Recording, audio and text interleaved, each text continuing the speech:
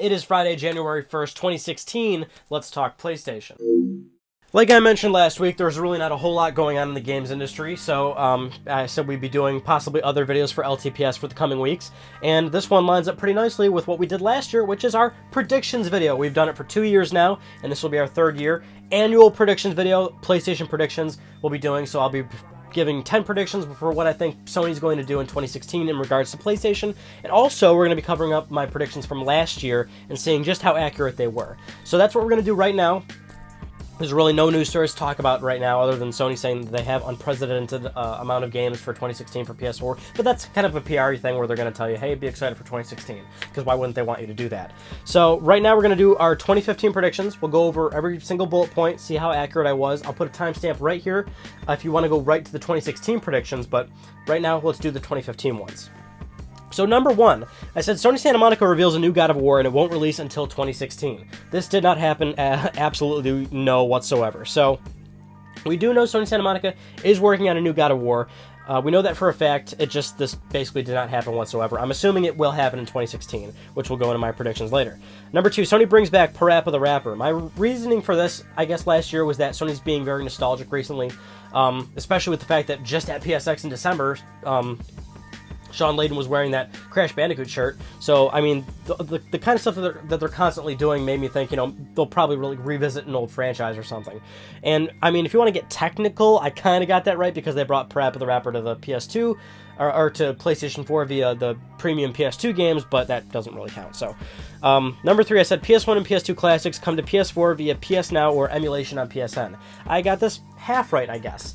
Or maybe a quarter right. So we didn't get PS1 games, but we do have PS2 games, and they are the premium PS2 games that they do fall under emulation. That is a fact, so like I said, I kind of got that one right. Number four, I said PS3 gets a price cut. PS3 will go as low as $150. This also did not happen at all. PS3 has stayed pretty stagnant throughout the year. A 12GB model in North America is still $200. So this one just did not happen whatsoever. Number five, and this one I was completely wrong about. Xbox One takes back North America. So I thought, back in 2015, I said, PlayStation 4 is still going to hold their worldwide lead, but I felt like Microsoft was finally going to take back North America in terms of sales. If you look at it right now, what VG Charts is saying is that PS4 is at 12.5 million, and Xbox One's at 11.2 million, so Sony still has a little over a million lead on Xbox One in North America.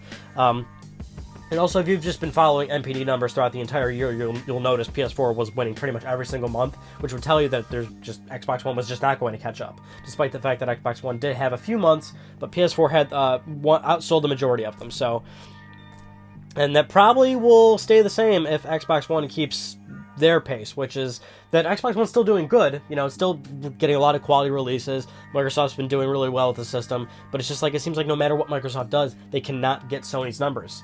I'm honestly shocked, but what are you going to do? So number six, I said no AAA games for Vita in 2015. This was basically right. I mean, and it's especially true for the fact that throughout 2015, we were told multiple times, and this made multiple headlines within months, spanning of each other, where Sony's been very forward in saying we're not making AAA games anymore. They have said, we're still making games in terms of, smaller downloadable games, which is very true. There are a couple of games on Vita that Sony has worked on, but no AAA games.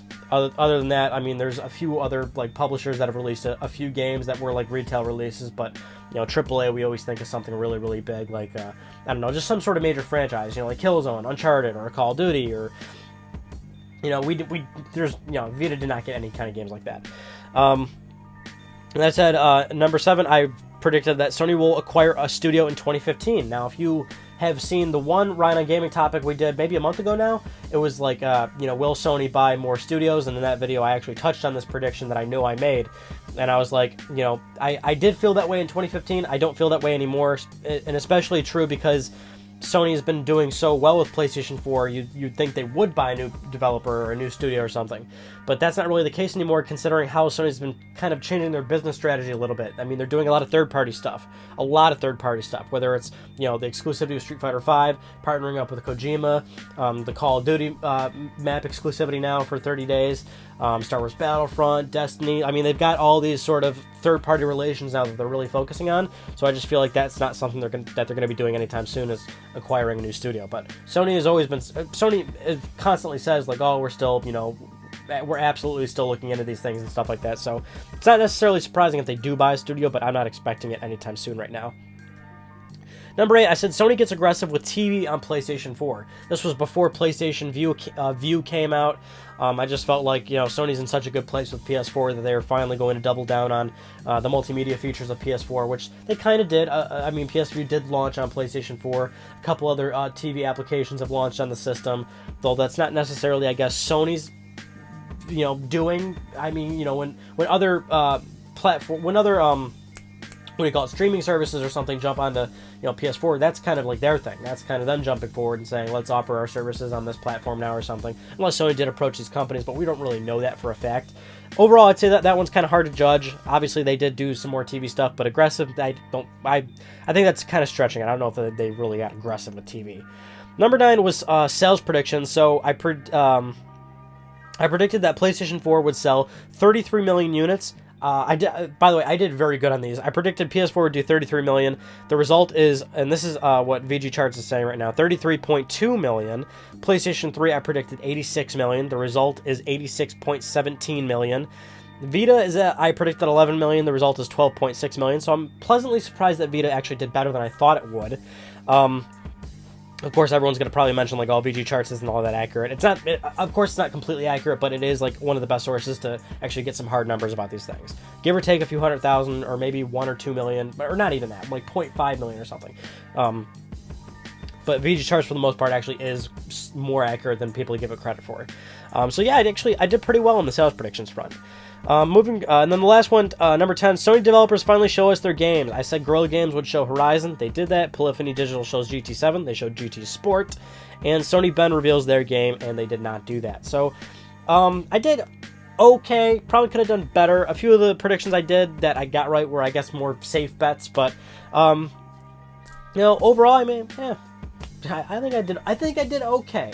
Not great. I'll give myself like a 5 out of 10. It's like decent. Anyway, let's go into 2016, because that's exciting stuff, right? It's the future. We all love the future. All right, so for our 2016 predictions, let's do sale predictions right out of the way, just so we get that kind of up front. Currently, like I said, PS4 sitting at 33.2, PS3 86.17, Vita 12.6. I predict PS4 by the end of 2016 will be at around 53 million, PlayStation 3 88 million, and Vita 14.4 million. I feel like Vita is going to be a little bit slower since it's maturing into its life a little bit, and of course the support certainly is dropping there for Vita. I still think the platform is going to do, like I've always said, just it'll chug along just fine. Indies will still, you know, flourish on that system. I just think the sales will slow down a little bit and sell a little less than 2 million next year.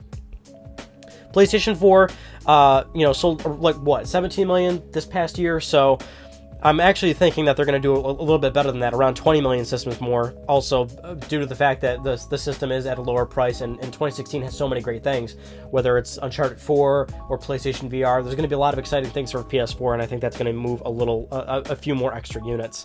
PlayStation 3, yeah, I mean, it's slowing down too, so I don't expect much from that. Number 2, PS3 and Vita price cuts. Both of them, you'll get them for as low as $150. I keep saying, you know, we got to see a PS3 price cut at some point. I believe in every prediction video so far, I predicted a PS3 price cut. It still has not, like, happened. But I think it's got to happen at some point. It's got to. Especially now. I mean, the system is really, really old. It'll be going into its 10th anniversary, basically. The price of the system has got to go down, and the same with Vita. If Vita is going to be slowing down like I'm predicting, Sony's going to have to do something to kind of bump that up a little bit. And the components of Vita have basically stayed the same. It's got to be more affordable to manufacture the thing. They can certainly shave off some money to sell a few of those guys. I don't think they'll announce it at E3 or anything. It seems like, you know, trade shows are less and less of a place to announce businessy type things like that. It seems like more often than not, something dealing with price or possibly release dates or something like that, it seems like it's always just a standard press release on the PlayStation blog or something, so I expect something like that. Number 3, PlayStation VR will be $300. It will launch in May with about 20 games at launch. I think a lot of people in the industry have kind of like said like 300 is the magic number. I've always said like 300 to like 350, more than 350, they're really pushing it.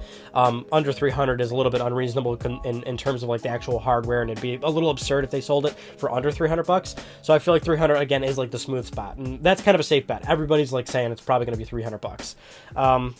In terms of launching in May, again, like they said, the first half of 2016, I think it's going to be on the later half. Around 20 games is also kind of a safe bet. I mean, there's no way they're going to be launching with more than like 25 easily. And you can't launch this thing with like less than 20, because then what the hell is there even a reason to buy it for? You know what I'm saying? So, you know, I'm feeling like that's like somewhat of a good place for PlayStation VR right now. I don't know when they'll start to announce all these things. It's got to be soon. It's got to be soon, because like I said, it's the first half of 2016. We got to start seeing more of this thing at some point.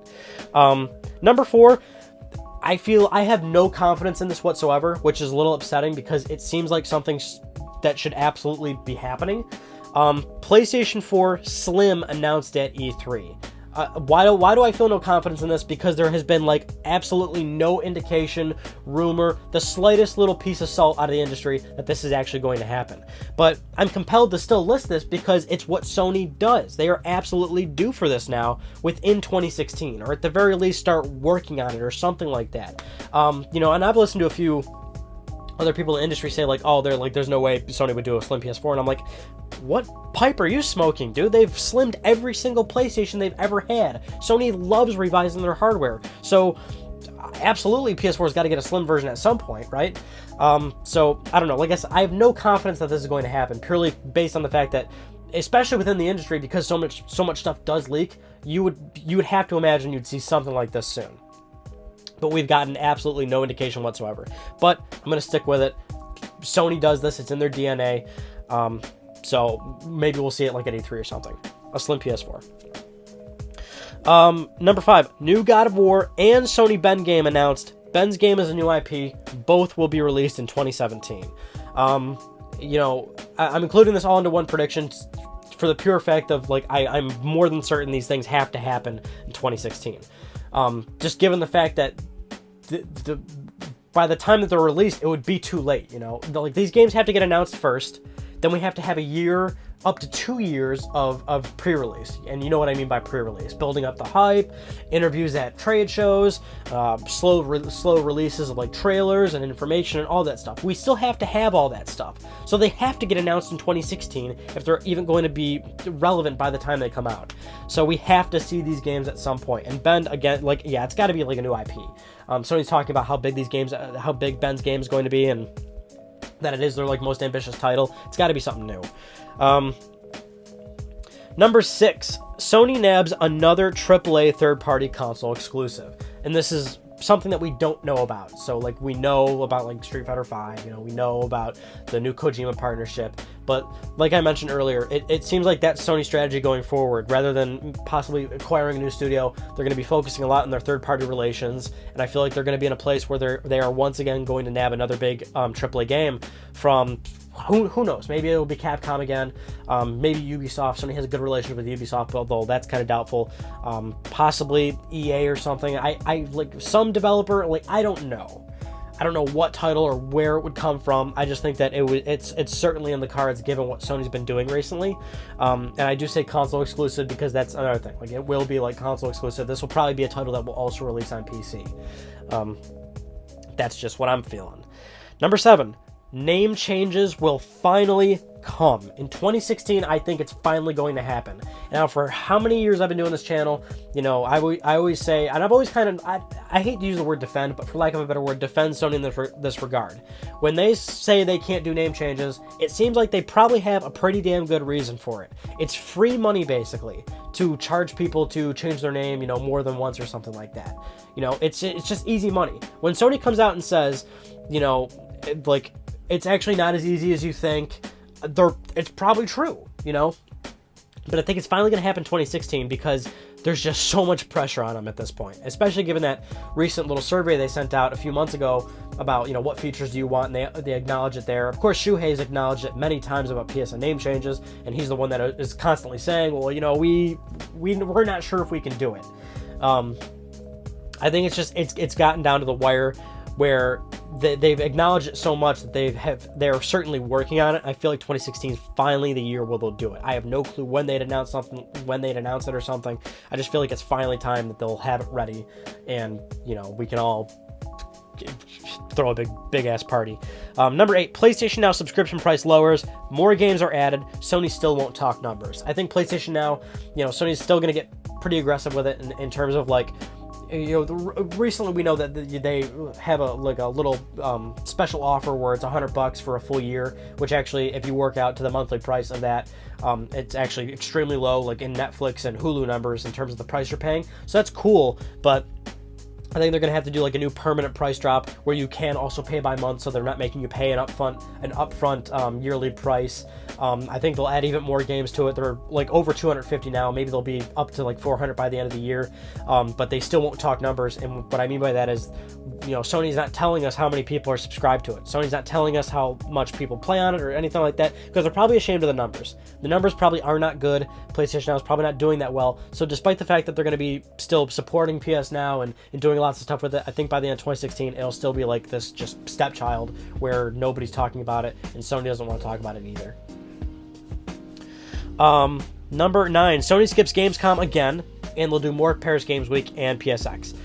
Nothing really scientific about that whatsoever. It's just like that was what they did this past year. Probably do it again.